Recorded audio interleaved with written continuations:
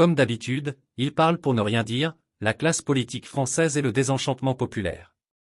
Il y a une phrase qui revient souvent dans la bouche des Français, comme d'habitude, il parle pour ne rien dire. Cette expression résume bien le sentiment général envers la classe politique française, perçue comme une caste déconnectée des réalités du quotidien et principalement préoccupée par ses propres intérêts. Les politiciens prennent vraiment le peuple pour des navets. En France, cette opinion n'est pas nouvelle. Depuis des décennies, les citoyens oscillent entre l'espoir et la désillusion, voyant défiler une succession de présidents et de premiers ministres qui, malgré leurs promesses de changement, laissent souvent un goût amer d'inachevé.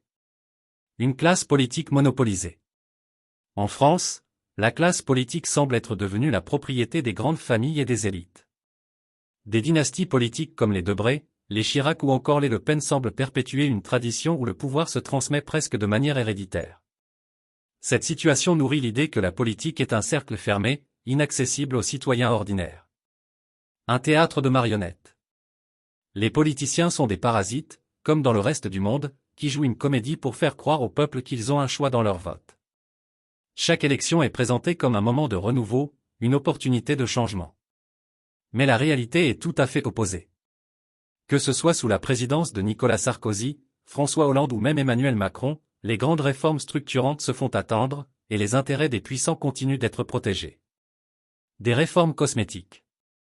Les réformes qui ont vu le jour au cours des dernières décennies sont souvent perçues comme cosmétiques. Elles donnent l'impression d'agir sans véritablement toucher au fondement des inégalités sociales et économiques. La lutte contre le chômage, la réforme des retraites, l'amélioration du système éducatif, autant de promesses qui semblent se heurter à une inertie structurelle.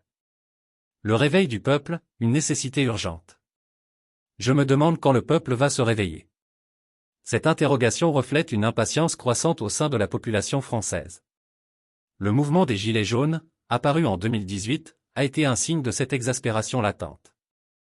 Bien que ce mouvement ait finalement perdu de son élan, il a mis en lumière le fossé grandissant entre les dirigeants et les citoyens.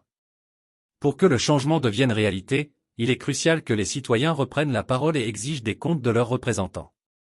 La démocratie participative, les initiatives citoyennes et une plus grande transparence des institutions pourraient être des moyens de redonner confiance et de reconnecter les politiciens avec les préoccupations réelles de ceux qu'ils sont censés représenter. Conclusion. La France, pays de la Révolution et des droits de l'homme, se trouve à un carrefour historique. Pour sortir de ce cycle de désillusion, il est impératif de repenser le contrat social et de reconstruire un lien de confiance entre les élus et les électeurs.